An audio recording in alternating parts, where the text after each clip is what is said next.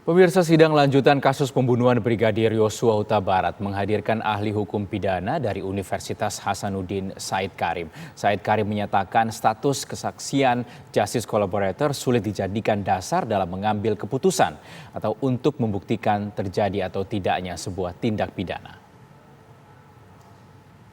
Apakah keterangan tunggal dari seorang saksi justice kolaborator yang berdiri sendiri dan tidak punya hubungan atau kesesuaian dengan bukti yang lain juga punya konsekuensi yang sama atau lemah pembuktiannya dari aspek hukum acara pidana? Ya, izin yang menjawab yang mulia. Singkat saya menjawab bahwa kalau seperti apa yang gambaran kronologis saudara penasihat hukum kemukakan itu, maka tentunya sulit untuk dijadikan dasar dalam mengambil keputusan. Sulit dijadikan dasar untuk membuktikan terjadinya atau tidak terjadinya suatu tindak pidana itu.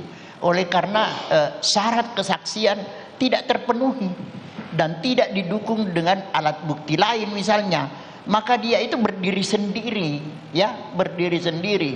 Ini sama dengan kedudukannya, misalnya ada orang yang menerangkan sesuatu tapi dia tidak menyaksikan sendiri, dia hanya berdasarkan pendengarannya dari orang lain, disebut dengan kesaksian saksi testimonium de auditu.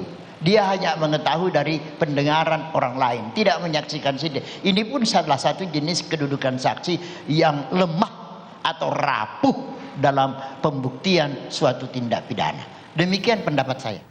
Sementara itu, pemirsa, pernyataan ahli pidana Said Karim yang mengatakan kasus pembunuhan Brigadir Yosua bukanlah pembunuhan berencana ditentang keras kuasa hukum keluarga almarhum Brigadir Yosua, Kamarudin Simanjuntak.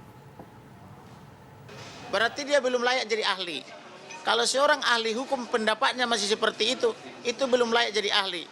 Kalau saya jadi pengacara, tidak akan pernah saya ajukan ahli model begitu. Berarti dia melegitimasi peradilan jalanan.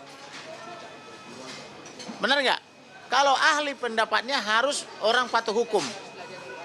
Tapi kalau dia masih berpendapat orang boleh mengambil tindakan jalanan atau hakim jalanan, dia belum layak jadi ahli. Malah lebih bagus, dia lebih tepat dicopot apa gelar kesarjanaannya atau gelar doktornya. Udah dokter belum? Ada profesor.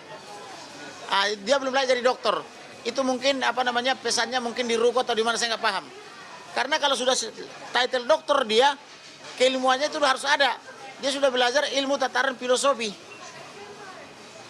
Bukan hanya baca berkas, kan begitu. Udah paham ilmu filosofi kalau sudah dokter.